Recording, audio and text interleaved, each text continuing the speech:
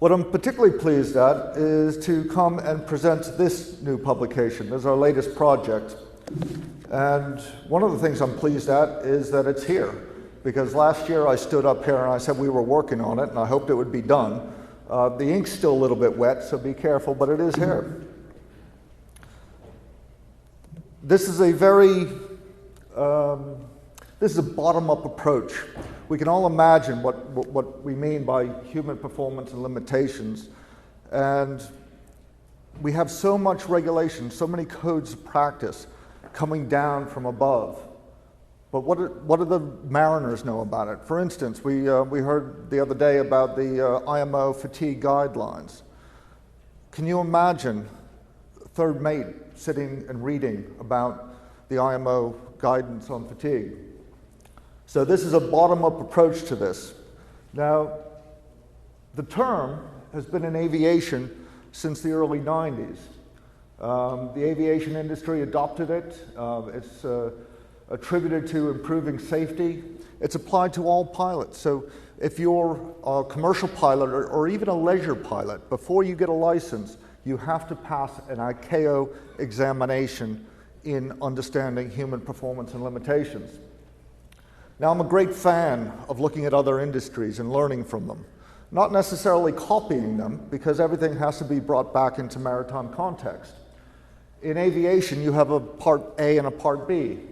Part A is physical, and part B is psychological. And we started with that, but then it made us realize that certainly on the physical side, we had a much different environment at sea than you have up in the air, and we had to address that. But also, at sea, the ship is our home, and that brings in a whole new dynamic, not necessarily of just physical, but the psychological of living on a ship at sea, and what that means in terms of limitations and performance. Some of you know Commodore David Squire. He's been the editor of our Alert Human Element project for many years, and he's accepted the chairmanship of putting this project together. If a piece of equipment is faulty, worn out, or overworked, it will ultimately shut down, disintegrate, or may even explode. Eventually, an alarm will be activated or corrective action taken. Efficiency and reliability will be undermined if equipment is not correctly set up, regularly monitored, or properly maintained. I think as an industry, we're pretty good about this. We understand how to look after machinery. Yet, seafarers are just as susceptible to failure and breakdown if they are not protected. Do we monitor our people with the same amount of scrutiny as we monitor our equipment? Possibly in a lot of cases we do not.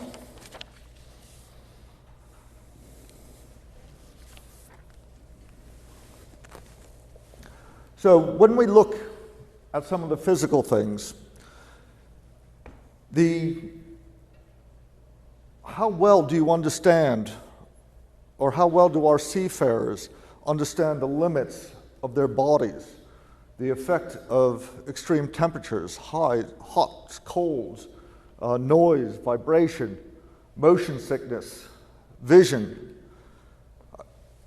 There's a remarkable, when I was at sea, we used to struggle to get people to wear PPE, to put their ear mufflers on. Reading the section in this book about decibels and how it affects long-term or loud noises affects physically the human, and that the fact that the earmuffs can reduce that by 40 decibels. I think if the seafarers understand this, we tell them, you must wear these. That's the rule, that's the company policy. But do we really explain why, what it's doing? The eye is a marvelous thing, but it's very tricky. The book explains that when you're standing watch, if you're just looking out at the horizon, you probably will not see anything. We pick up motion from our periphery, and it gives tips. For example, if you focus frequently on distant objects and then scan the horizon in blocks of 15 degrees for at least 1 second each, you're most likely to pick up an object that you would otherwise miss if you were staring directly at it. So the book is full of little tips like this. There's a section on the human mind written by Dr. Captain Marguerite Lusthoft, who some of you know. And it talks about how to watch out for variabilities of the mind that may lead to risk. Why people and technology are not perfect fits. And Kate in her presentation this morning gave that picture of the cockpit. You know, is that designed for humans or humans designed for it? How do we make these decisions? How do we make sense of the world around us? And how do we manage our mental resources? So this section talks about the human senses. It talks about memory, talks about decision-making, situational awareness, bias and rationality, and variability and resilience. The human mind is a wonderful thing, but do not compare it to a computer. Do not compare it to in the past, a telephone switchboard. It works differently. Use computers, but they're designed to do very well, but then also make best use of the human mind for what it does well. There's a section on living on board. We're one of the few professions where there is little or no divide between personal space and the working environment. Seafarers are constantly aware that they may be called for an emergency at any time of day or night. And living on board is one of continual change, both in terms of geography and work colleagues. And that's something that you need to understand, and you need to understand the dynamic. How many people change their work colleagues on such a rapid basis? So it talks about the relationships at sea, language and communication, leadership and teamwork, emotional intelligence. I had to read that one twice. Conflict resolution, time management, health management, and you can see some of the illustrations that come from it, and how you manage your relationship with home. The cartoons here, when we talk about conflict management, what are some of the typical reactions to conflict management? You have the ostrich who puts his head in the sand and refuses to see that there's a conflict. You have a turtle who, when there's conflict, they just disengage, they won't engage with it. And the owl who over-intelligence and doesn't have that emotional intelligence that's needed to deal with emotional conflict. And of course, looking at some of the basic exercises to keep the body strong. We have another section on fatigue, and Dr. Greach, who gave the presentation yesterday, did this for us. Thank you very much. And a clever woman. She knows that pictures are worth 1,000 words. So we have this very clever diagram of causes and effects, where you can see that everything from duty schedules, the ship motion, diet, are all causes.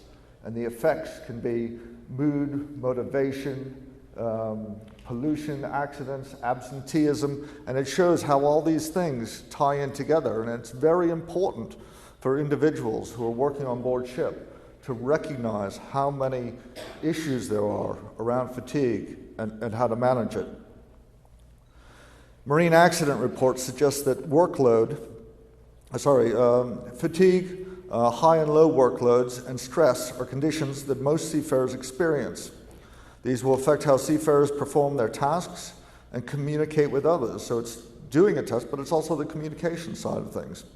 Seafarers need to be aware of how the workplace condition affects human performance. They need to be proactive in managing fatigue, and this section has really good advice on how to manage fatigue. And it also highlights where some of the high-risk situations are in terms of ship operations and likelihood of fatigue. This follows with a section on workload, stress, and communication. Marine accident reports suggest that workload is an important causal factor in many accidents. Mental and physical workloads are both relevant to a working life at sea, and they both affect performance, human performance. And it talks not only about giving support, but getting support.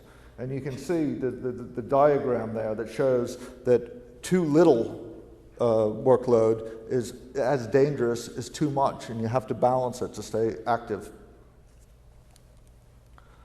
There's a section on competency and confidence. Why? Well, because a seafarer who is both competent and confident will make a safer ship. In terms of competency, it's about demonstrating the right mix of knowledge, skills, ability, and attitude. And if you're confident, then you trust your abilities, your qualities, and your judgment, and you will be having the will to do a job well.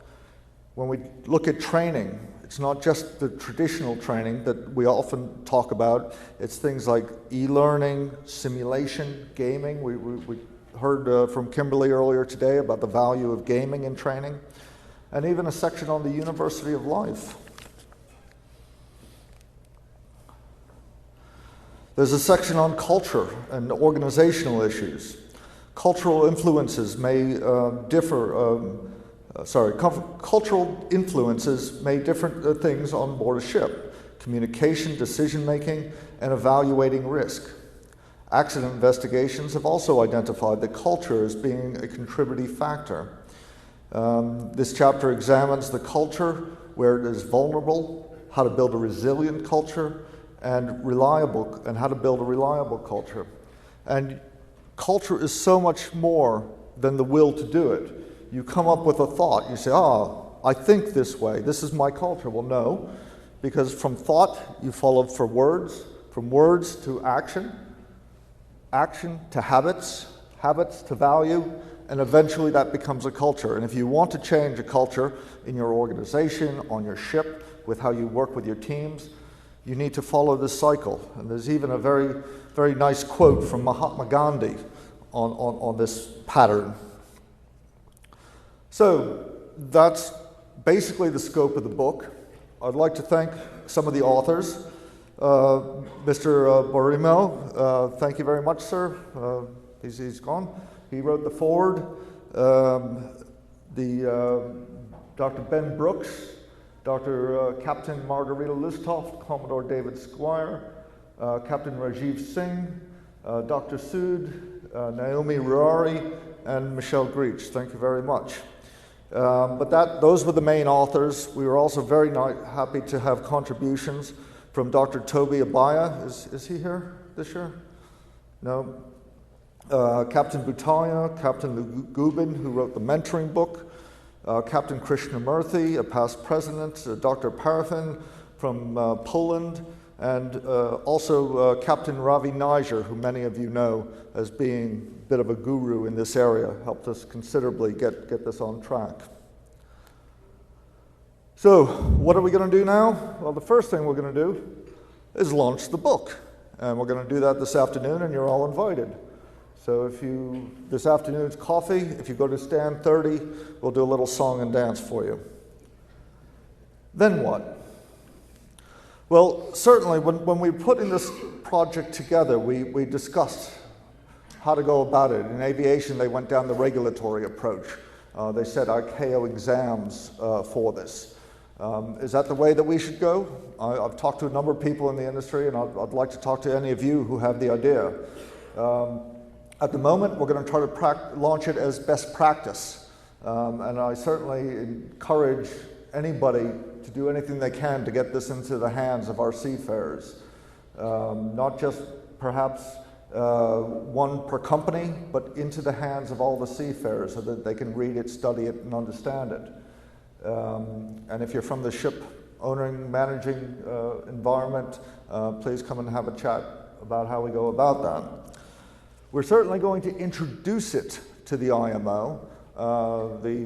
Michelle mentioned that the fatigue guidance are going to go to HTW3, and it references this book, and so we will introduce it to them without asking them to do anything particular with it. However, should we? Is this something that we want to see brought into the IMO? Should it be in the STCW, or should it remain as industry-led best practice? I don't know, but I'd like to hear your thoughts about that during the rest of the day. So again, thank you very much for inviting me back to present this, because it was something that we discussed last year, and I will remind you that we are a membership organization and we have a stand if you want any more information. So thank you very much.